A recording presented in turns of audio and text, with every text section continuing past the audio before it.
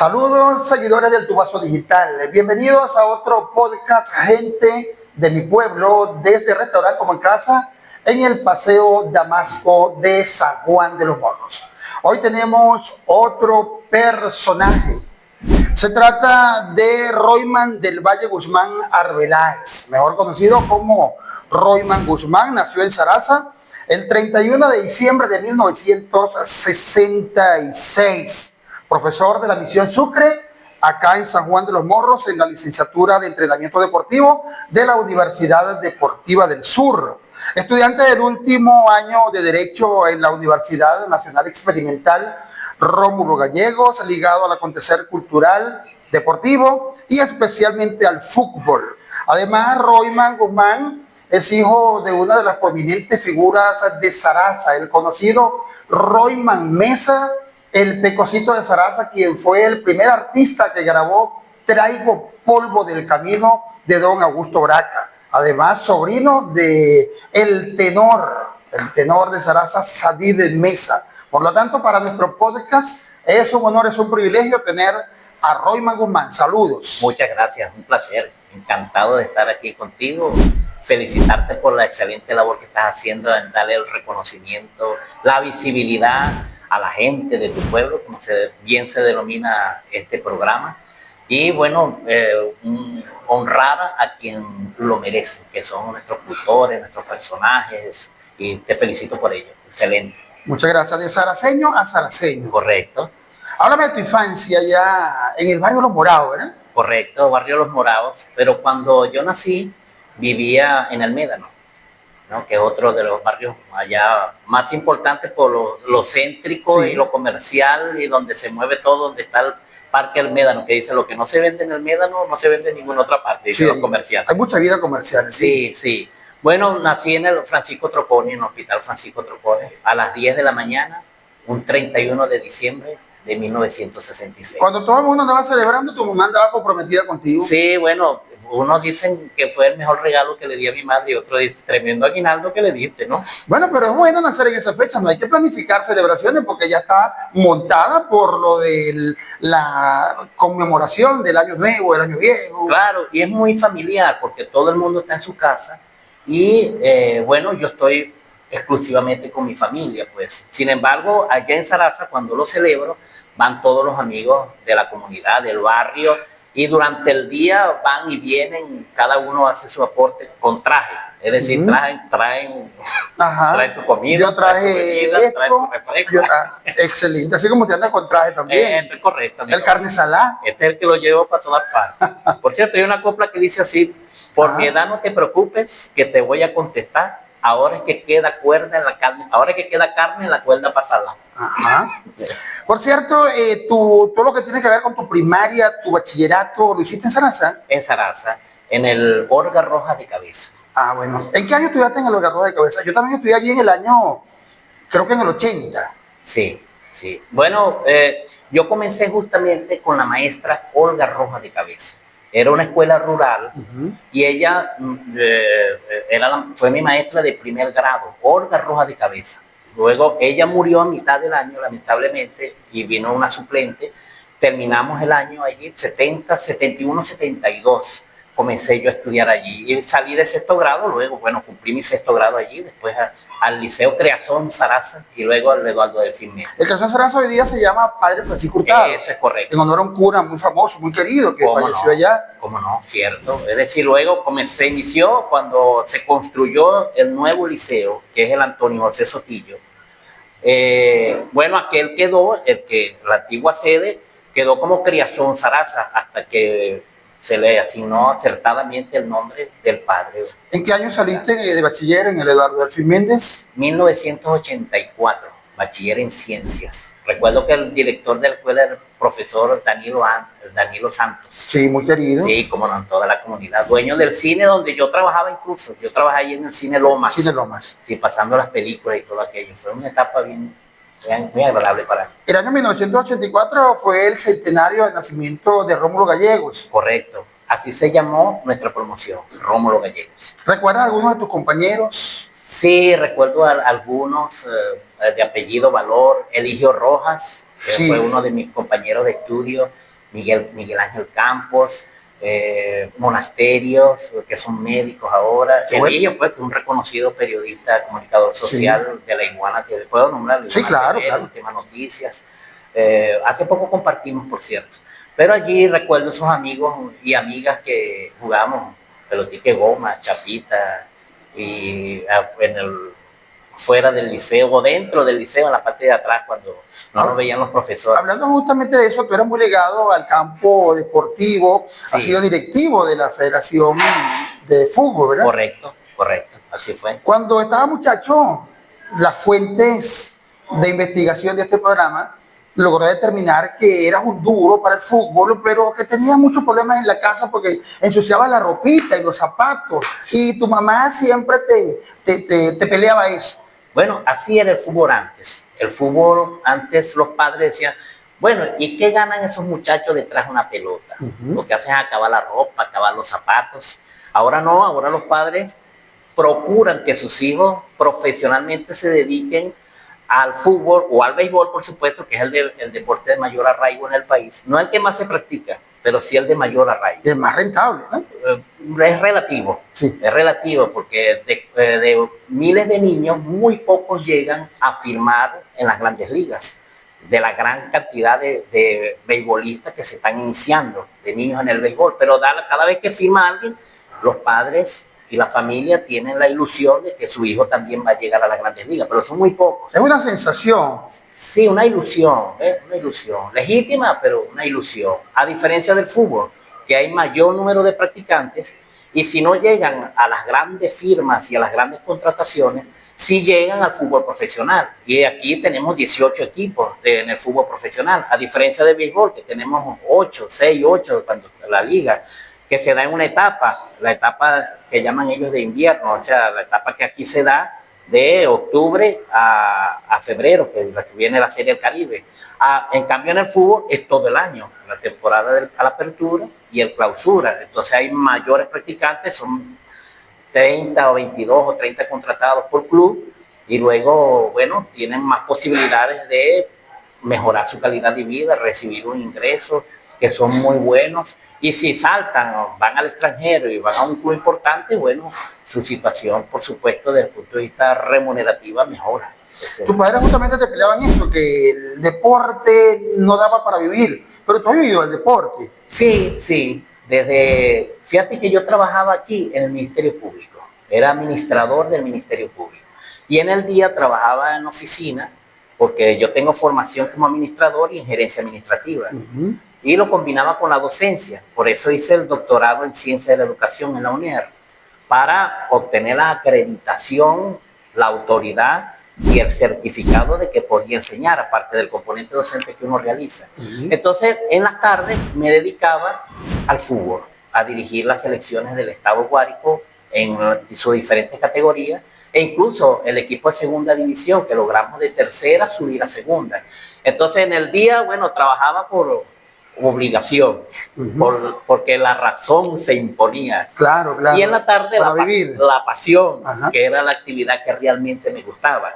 Y luego, del 2016, cuando tuve la oportunidad de formarme profesionalmente en España, Madrid, en la Real Federación Española de Fútbol y en la Universidad Castilla de la Mancha, como especialista, experto en dirección deportiva, bueno, comencé a ser a nivel nacional una figura tomada en cuenta hasta que me eligieron como directivo de la Federación Venezolana de Fútbol y luego presidente de la Comisión Nacional de Entrenadores. Y luego, bueno, vino Brasil, la Conmebol, FIFA, como instructor de instructores de entrenadores de fútbol. Entonces, ¿sigue con esa actividad o ya está aparte? Bueno, una vez que se dio una intervención en la Federación Venezolana de Fútbol por parte de la FIFA en plena pandemia, yo me dije, cuando yo hablaba de intervenir en el reglamento, en los estatutos, en ciertas normas para regular ciertas actividades del fútbol, me decían, ¿tú eres abogado? Se me escuchaba con respeto. ¿Tú eres abogado? Y yo decía, no.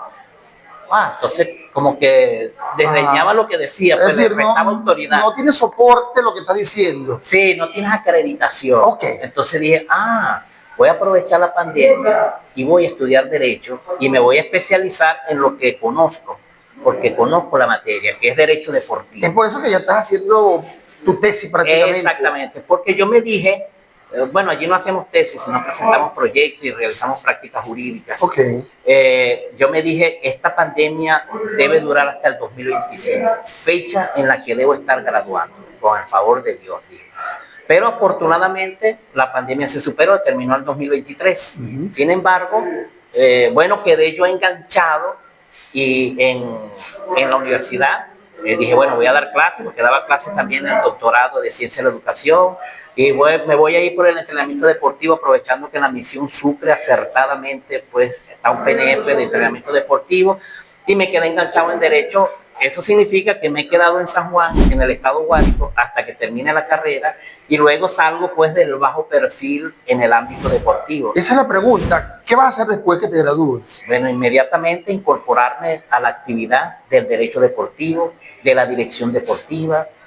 Tengo ofertas de algunos clubes para trabajar en la gerencia general como director deportivo, incluso fuera, en el exterior. Porque además, aquí un interés que tengo es en la CONCACAF, que es la confederación que regula el fútbol, el órgano rector en la región del Caribe, Norteamérica, y tengo probable que evalúe ciertas ofertas, porque me interesaría desarrollar un proyecto deportivo por allá. ¿Cómo ves el futuro deportivo en Venezuela y en el estado Guárico? Bueno, no lo veo muy bien, no lo veo muy bien, porque desde el 2009 para acá, Venezuela mantenía un liderazgo, por lo menos en los países bolivarianos. Ese liderazgo lo ha perdido. ¿Cómo se visualiza eso? Bueno, por los resultados en las competencias internacionales, los centroamericanos, los Juegos Bolivarianos. Entonces, recuerdo que en una ocasión, cuando fui presidente de la delegación por el fútbol en Santa Marta, en los Juegos Centroamericanos del Caribe, Eduardo Álvarez, que es un conocedor, un gerente que conoce bien el deporte, como presidente incluso del Comité Olímpico Venezolano, le molestaba y le indignaba que habían venido cediendo espacios en los primeros lugares a Colombia principalmente, y bueno, y equipos y a países pues que normalmente estaban por debajo de Venezuela.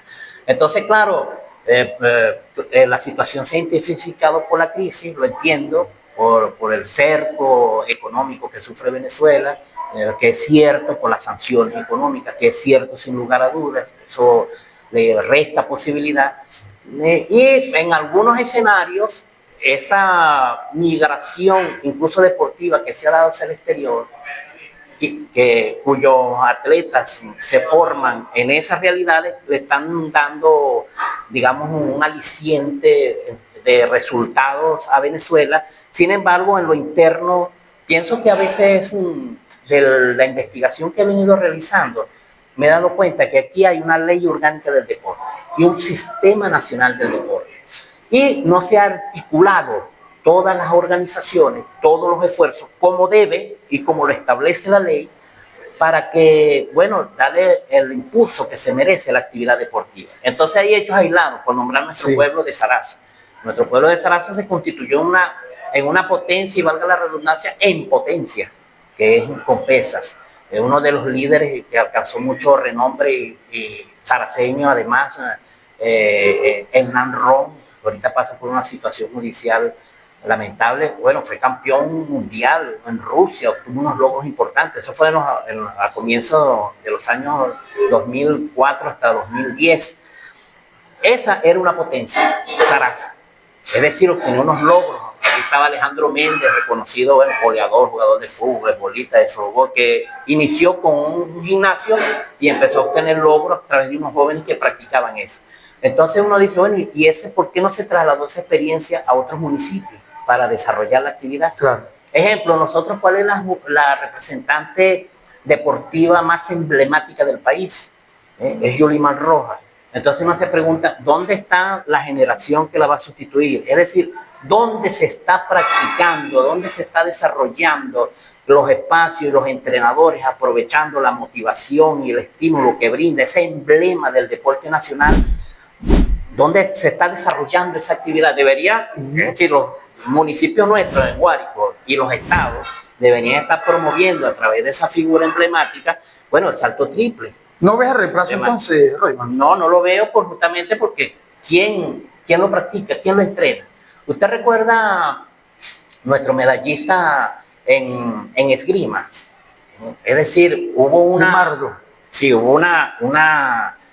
fiebre generada por los logros de este atleta, de este venezolano a nivel mundial, pero luego no se desarrolló la esgrima como deporte y que llegara, se masificara, su correspondiente espacio para la élite también se desarrollara, bueno, y ya no ha aparecido ninguna figura. Es decir, es como que fue una silvestre que nació de manera espontánea. Como una moda que pasa. Exactamente, tuvo sus logros y no se aprovechó ese emblema para su desarrollo futbolístico. Entonces usted ve, por ejemplo, en Venezuela hay 335 municipios, lo que se traduce en 335 institutos municipales de deporte o fundadeporte de acuerdo a su constitución jurídica. Pues, por ejemplo, aquí es el Instituto Regional de Deporte a nivel del Estado. En Carabobo es Fundadeporte.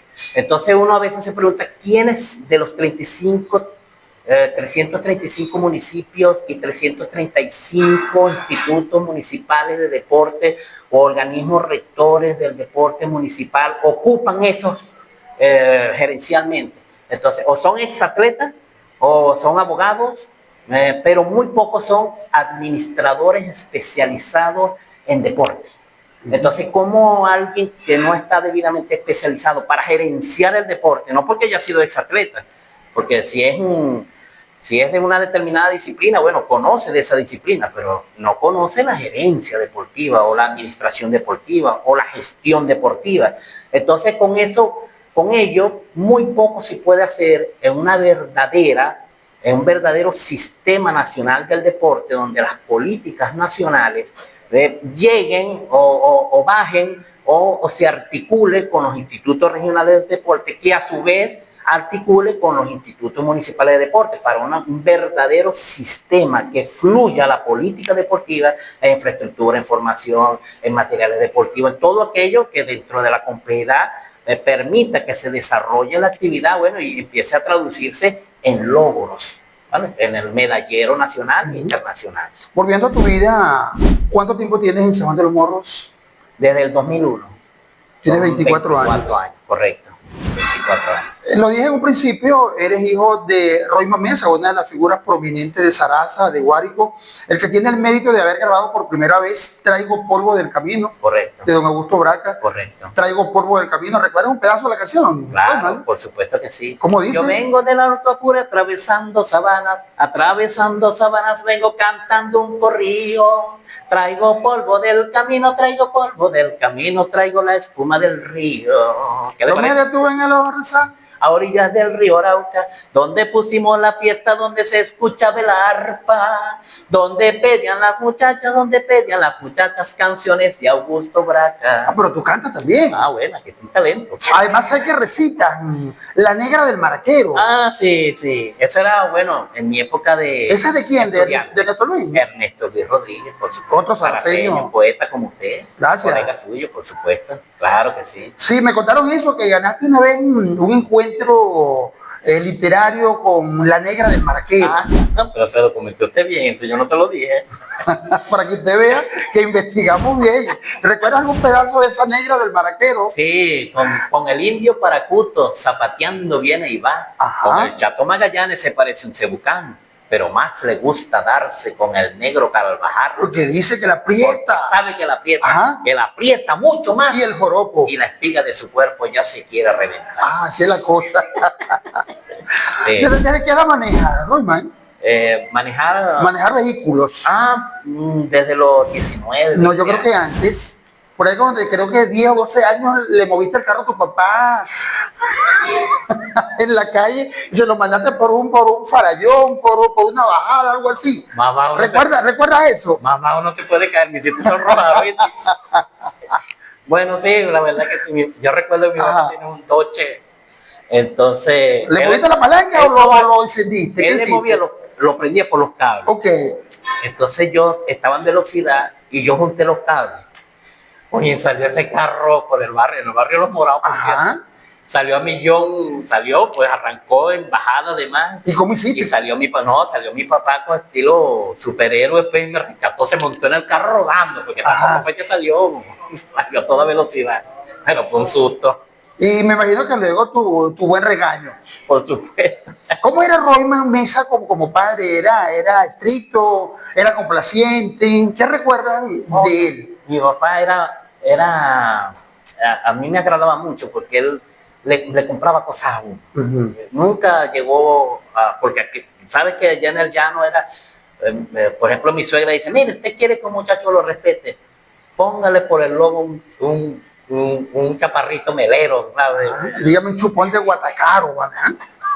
Bueno, no, mi papá nos compraba muchas cosas y él vivió mucho tiempo en Caracas. Entonces, bueno, no era usual allá en Sarasa que todas las tardes nos llevara a donde Ponciano a comer empanadas, al batey. O la famosa barquilla, ¿te acuerdas? La barquilla creo que de Moisés, por ahí por la calle Comercio. La Somber. La Somber, claro, exacto. cómo no, claro, y los sándwiches que allí se vendían. Mi papá, ¿sabes que al frente estaba el doctor Rodríguez Morales? Una figura importantísima de la medicina, del folclore, de la cultura, el promotor de los contrapunteos llaneros. Tenía su consultorio al frente de la Somber. Y ese era el lugar de mi papá y el doctor, pues, tomar café al frente, un marroncito pequeño. Yo iba notando comer las barquillas porque eran caras, a dar vuelta en esa sillita, en unas sillitas giratorias. Verdad que era agradable. Eso era emocionante para un muchacho. Sí, claro que sí. Estaban allí y en la arepera El Médano. La arepera de Ponciano. Sí, y la arepera de Ponciano. Ah, la del Médano que está ahí cerca de la plaza. Exactamente, la famosa arepera. Y la de Ponciano, pues, que fue una figura política, comerciante y política allí en Sarasa, tenía también las mesas, las sillas giratorias estas con las que uno se giraba y en el restaurante y comía arepas y empanadas y sopa. Ahora, qué raro, Jaime, que tú no seguiste los pasos artísticos de tu papá y de tu tío Sadix Mesa. Bueno, aun cuando yo entoné aquí, yo soy como Salieri, aquel que envidiaba a Mozart. Okay. Tengo el deseo, pero no tengo el talento. Es decir, no tengo ese talento innato. Para yo tocar el 4 tengo que ensayar mucho. Sí, pero lo tocas. Sí, lo rajuño, pues. ¿Y escriben? He intentado escribir, pero no me he profesionalizado. Entonces, yo acompañaba a mi papá cuando cantaba y al maestro José Antonio Blanca, que tocaban en el Tigre, mataban tigre en el Tigre. Ajá, valga la redundancia. Sí, y los acompañaba, yo iba como declamador. Entonces tenía 12, 13 años, 14 años. ¿Y cuántas piezas sabían? No, me sabía era ese y algún que otro poema que me había aprendido en la escuela porque era la actividad que yo realizaba. De hecho, en la escuela, en el Hugo Rojas, me decían el poeta Guzmán. Okay. Pero bueno, al niño. ¿Y en tu casa te decían Roimita? Ese es correcto, que es el diminutivo de Royman. Ajá, para diferenciarte de tu papá. Exactamente. Ahora, ¿por qué no llevas el apellido Mesa? Bueno, tú sabes que cuando a mí me presentaron, yo tuve un problemita inicial. Me dijeron, ¿quién es su mamá? Ada, Ramona, Arbeláez Toro. Y su papá, Royman Mesa. Pero ese es su nombre artístico. Él tomó el apellido materno como nombre artístico. ¿Y su nombre de pila era? Su nombre es Royman del Valle Guzmán Mesa. Me entero. Claro, entonces como tomó el apellido materno, Royman Mesa. Entonces a mí me dicen Roimita Mesa. Mira, Roimita Mesa. Y yo, bueno, es Guzmán. Pero ¿y por qué no eres Mesa si tu papá es Mesa? Bueno, ahí se aclara todo. Mi tío, que viene siendo es primo de mi papá, Sadí Mesa. Él sí lo presentó su padre como Mesa, que era, por cierto, hermano de mi abuela, que era Mesa, pero materno, pues el Mesa. Entonces, claro, el que se impone es el apellido paterno. Entonces, claro. El Guzmán es de mi papá. El mensaje para toda nuestra audiencia, nuestros seguidores, para los jóvenes sobre todo, en el campo cultural y el campo deportivo, Rey. Bueno, el campo cultural y el campo deportivo se parecen mucho, por eso yo he logrado encajar bien allí. Aparte que trabajé muchos años en esa área, en el Instituto de Patrimonio Cultural, en Fundarte, fue mis inicios en la universidad. Pero se parecen mucho, hay carencias, pero hay una mística y una entrega porque se hace tanto el deporte como la cultura por pasión. Pocas veces se hace por una imposición laboral, se hace con pasión. Y esa además están muy conectadas con la llaneridad, con la venezolanidad, con los aspectos realmente culturales, con la idiosincrasia. Entonces, cuando a usted le guste la cultura o el deporte, puede profesionalizarse en ello. Y no hay nada mejor que hacer aquello que a uno le guste. Sí. Es decir, si tú trabajas en algo que te gusta, no trabajarás ni un día en tu vida. Excelente reflexión. Por eso usted, aquí que se desborda la pasión por la comunicación social, bueno, usted siente que esto no es un trabajo, sino que usted siente tan a gusto ahí, a plenitud, realizado. Y te digo algo, se nos acabó rapidísimo el tiempo. Ah, bueno. Muchas gracias por habernos acompañado. No, para mí es un placer. Royman del Valle Guzmán Arbeláez. Royman Guzmán. Les acompañamos desde el restaurante Come Casa en San Juan de los Morros, Paseo Damasco. En la cámara, en la edición y postproducción, Frank Camaripano. En la producción, Arnelio Mayor, como moderador, Ramón Figuera, Colegio Nacional de Periodistas, 12.528. Muchas gracias, Royman. Hasta otra oportunidad. Encantadísimo. Gracias a todos y gracias a tu gente.